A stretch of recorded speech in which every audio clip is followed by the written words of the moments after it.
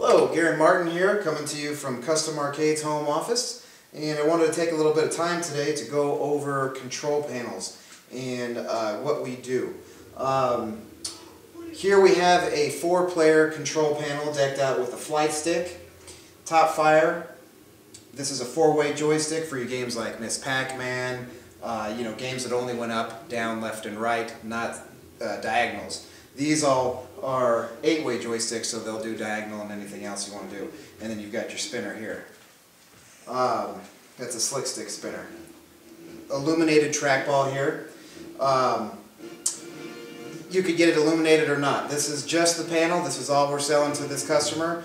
This panel here runs for about $1,000 plus shipping with everything you see on it. It's made from laminated MDF. And it's laminated in the on the top, but then we also have a backer board applied, and that's to keep moisture out, and it keeps the board from ever warping or anything like that from ever happening. This is a 6-inch tall control panel. It's 48 inches wide, 21 inches deep. You might be asking, why does it have this 7th button here, this button in front? Well, for certain games like Neo Geo, here, you can see, if you can't see that there's 4 buttons. Neo Geo games came in a 4-button layout. Not all of them, but a lot of them did. And so this is actually the 7th button as programmed by the keyboard encoder that's internal to this, which I'll show you in a little bit. But inside of Neo Geo or MAME or whatever, you can make this button 1, button 2, button 3, button 4. You can do whatever you want. It's fully programmable inside of MAME or whatever emulator that you choose.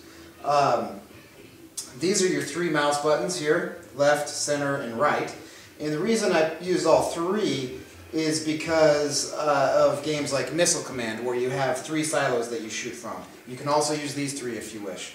But this also controls, as you can see, Windows. So when I'm in Windows, I can use this to control the mouse.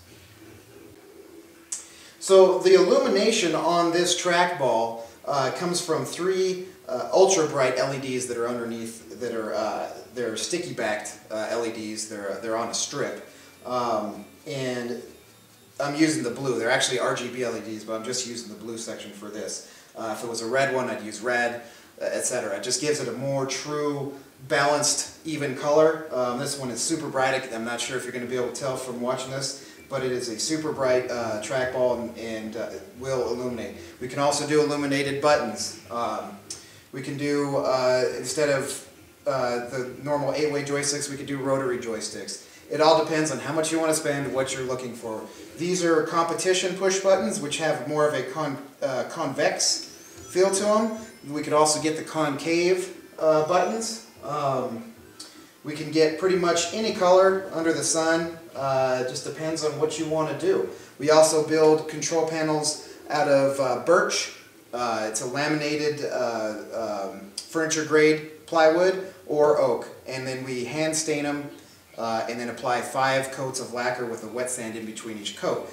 Lustrous, beautiful finish. We're one of the only companies, maybe the only one that I know of, that actually does that.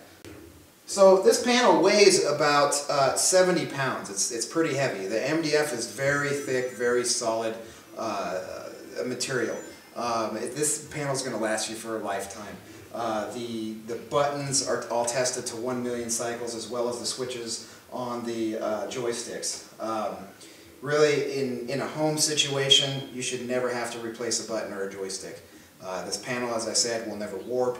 It's always going to look like this. It's going to be very difficult to scratch. This isn't something that you can just buy at, Home Depot pre-made. I have these 4x8 sheets of laminated MDF, special ordered for me.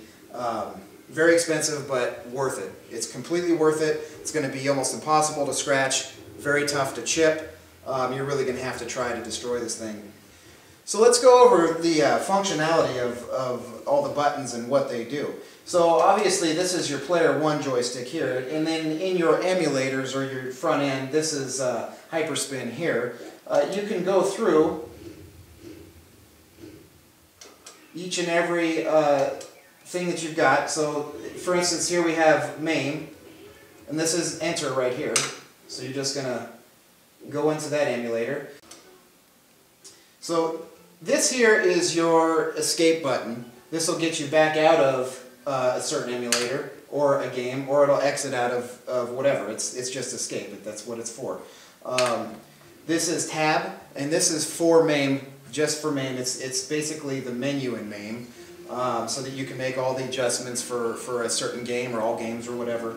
And this is your pause. This is P. This is also pause, and this is also pause. I'm in a control panel this large. If somebody's standing over here, you don't want them reaching across to touch pause. They can hit their own pause button here. Go grab a drink, do whatever you're going to do. As I said, this is the flight stick. This flight stick has 2 thumb buttons and a trigger. It's an 8-way joystick, so you'll get very good sensitivity for all of your flying games. This spinner right here is top of the line. It's made by Slick Stick. You can get your choice of tops here. This is the double O-ring style with and it's anodized red. Here you have a 4-way top fire joystick, and this is tied into this joystick. So basically this is player 1, this is player 1. Now if you're doing a 2-player 4-way game like Ms. Pac-Man, as you know, you don't play at the same time. So both players would use this joystick unless you want to use this. But sometimes if you use a 8-way joystick in a 4-way game, you'll get a false signal sent to the game, and you'll go to push left and it'll actually go up, and that just kind of drives you nuts. That's why you want to stick with the 4-way. As you'll see here, you've got your player start buttons, 1, 2, 3, and 4, and then you've got your coin buttons. So basically, this is just going to give you coins in your games, and so that you can go ahead and start them. These are just extra buttons if you need them. They're tied into a player, or to these 2 here, and these 2 are both tied into player 1, buttons 4 and 5. But like I said, when you're in an emulator, you can make them do whatever you want. As you see here, we use a backer plate, 1/2-inch MDF, that seals the insides up. You may be asking, how do I mount this to my machine? Well, basically you would take this backer plate off and mount that to your machine, and then mount the panel to that with the screws that are already pre-drilled and provided. Now you may be thinking you like the idea, but you don't like this style of control panel. That's absolutely okay. Just give us a call. We can build just about anything.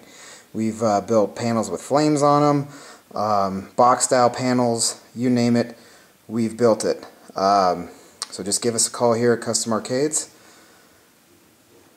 at 775-746-0960, and we'll answer any questions that you have. Thanks.